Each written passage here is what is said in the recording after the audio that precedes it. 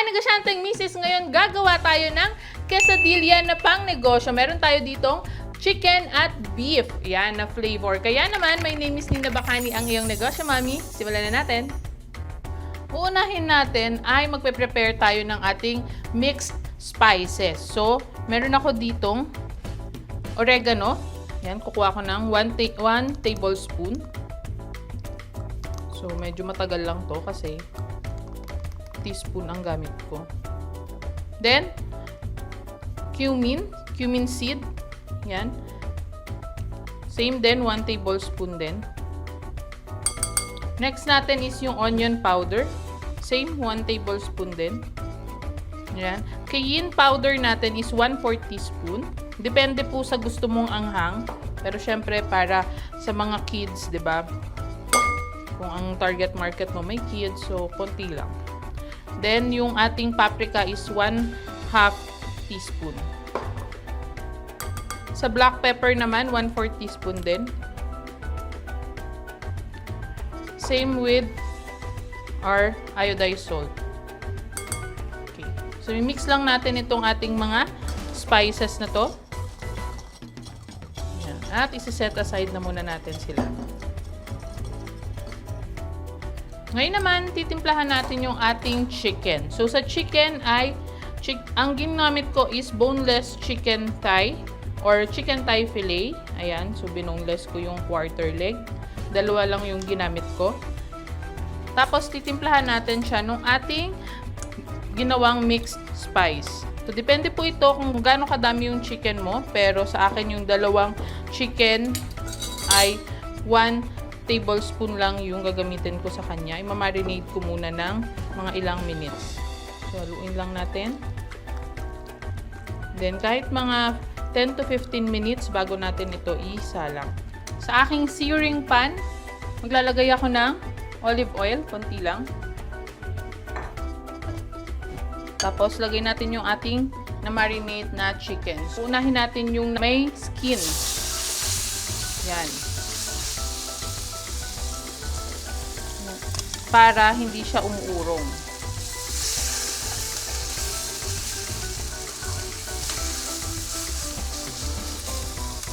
Ayan, lang natin yan na mag-sear. Babaliktarin na natin sa ayan. Ang ganda ng kanyang color. So, lulutuin lang natin yung kabilang part. And then, set aside na natin after. Next natin, yung pinaglutuan natin ng chicken. Ayan, syempre yung mantika niyan at saka yung lasa niyan ay nandyan pa. So, lalagay natin yung ating garlic. Tapos, onion. So, yung onion ko po ay isang buo na na-mince. At lalagay ko na rin yung aking isa't kalahating bell pepper. Tapos, timplahan natin yung remaining na mixed spices natin. Ubusan natin ito lahat. Tapos, konting salt. So, again, pag okay na sa yung lasa, set aside na natin to. So, ito na yung ating chicken. Pwedeng ang hiwa mo dyan is maliliit. Or, pwede namang kagaya nito. Okay. At ngayon, mag-assemble na tayo. Meron akong tortilla chips. Nalagyan ko muna ng cheese. Yan, mozzarella cheese. Cheddar cheese. Yan. Tapos, nalagyan ko ng yung ginawa nating onions and bell peppers. Kanina. Kuha tayo ng chicken. Tapos, maglagay tayo ng corn.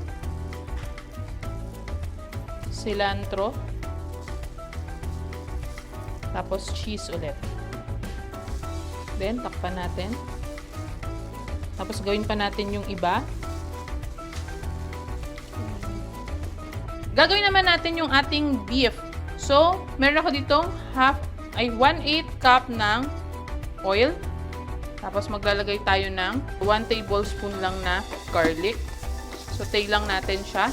Tapos lagay naman natin yung ating onion. So sa onion, yung 1 whole niya, ayan, na minced na white onion. Tapos yung minced din na green bell pepper. Isang buo po yan.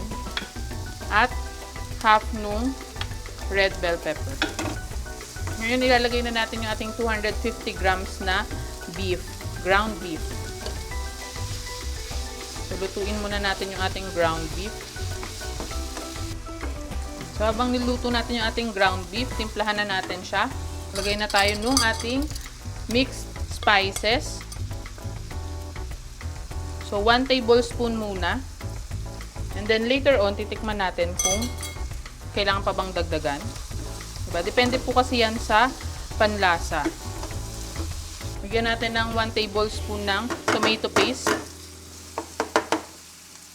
at half cup ng water. So mamaya, titikman natin to kapag medyo natuyuan na siya at yan, magmamantika na ulit. Okay? So ngayon naman, titimplahan na natin siya. Lagyan natin ng 1 tablespoon ng mixed spices. Tapos, magdadagdag ako ng salt. So, depende po sa inyo, preference ng alat at anghang. Kung gusto mong mas maanghang, pwede kang magdagdag ng cayenne. Sa alat naman, salt. Diba? Pag okay na sa yung timpla, pwede na nating iset aside. Ngayon, mag-a-assemble na tayo ng ating beef quesadilla. So, meron ka dito mozzarella cheese. Yan. Optional po yan ha. Pero kung gusto mo yung, alam mo yun, yung na-stretch mo ganyan. So, pwede mong lagyan. Tapos, cheddar cheese. Yan. Lagay lang ako dyan. Lalagay ako nung ating beef. Tapos, maglagay tayo ng cilantro. Yan. Para pang-balanse, di ba? Sarap-sarap kaya nito. Tapos, yung corn. Yan. And then, cheese ulit. Cheddar. At mozzarella. Okay, yan. Medyo flat natin ganyan at isa lang na natin. Ngayon naman, nagpainit na ako ng pan. Lalagay natin yung ating ito yung chicken.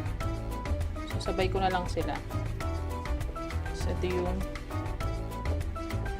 beef. So, kabilaan. Okay, so, lutuin lang natin yan hanggang mag-golden brown yung magkabilaan.